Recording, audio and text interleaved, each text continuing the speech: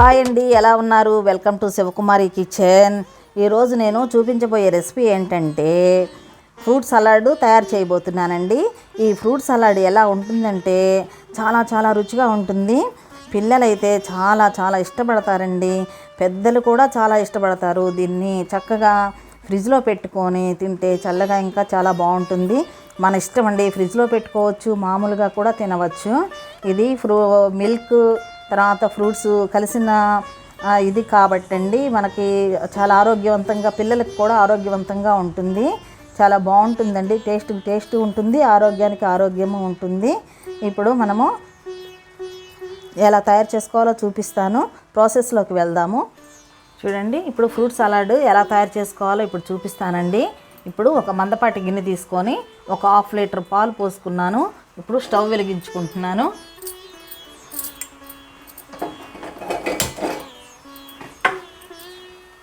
Stove వెలిగించుకొని ఈ పాలని ఒక పొంగు వచ్చే వరకు కాచుకుందామండి. చూడండి, ఇప్పుడు పాలు పొంగు వచ్చాయండి.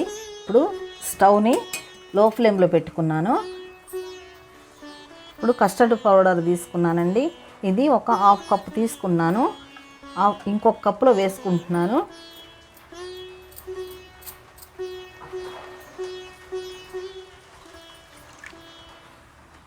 అదే కప్పుతోటి 1 కప్పు వాటర్ వేసుకుంటున్నానండి. వాటర్ వేసుకొని ఇలా ఉండలు లేకుండా చక్కగా అంతా కలిసేలాగా ఈ వాటర్ తోటి ఈ పౌడర్ని కలిపేసుకుందాము. చూడండి, చక్కగా ఇలా కలిసేలాగా కలుపుకోవాలండి.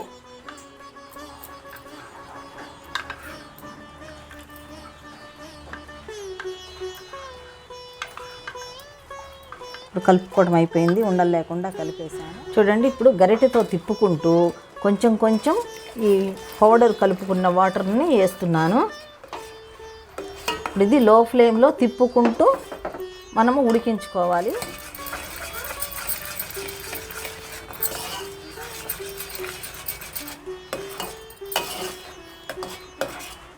ఇప్పుడు ఇది ఉడకటం అయిపోయిందండి.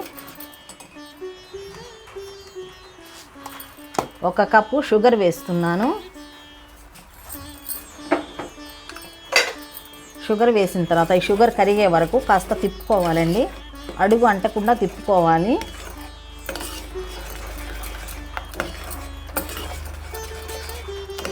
స్టవ్ని లో ఫ్లేమ్లోనే ఉంచుకోవాలండి. పోసిన తర్వాత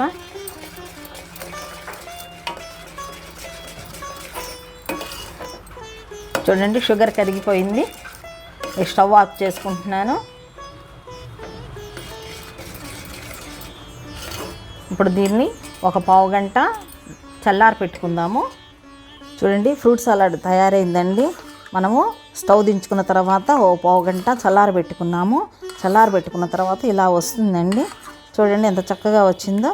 ఇప్పుడు అరటిపండ్లు 1 కప్పు తీసుకున్నాను. అరటిపండ్లు చిన్నగా ముక్కలు తరుపుకున్నాను. ఇవి వేస్తున్నానండి. 1 కప్పు యాపిల్ ముక్కలు 1 కప్పు వేస్తున్నాను. దానిమ్మ గింజలు 1 కప్పు వేస్తున్నానండి.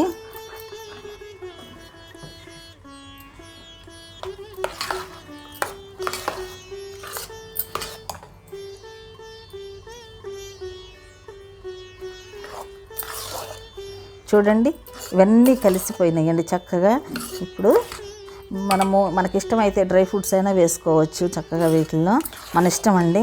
ఇంకా ఏమైనా ఫ్రూట్స్ ఉన్నా కూడా వేసుకోవచ్చండి. మనకి మ్యాంగోస్ కానీ ఇంకా ఏమైనా కూడా వేసుకోవచ్చు మన దగ్గర ఉన్నవి. ఇప్పుడు బౌల్లోకి తీసుకుందామండి.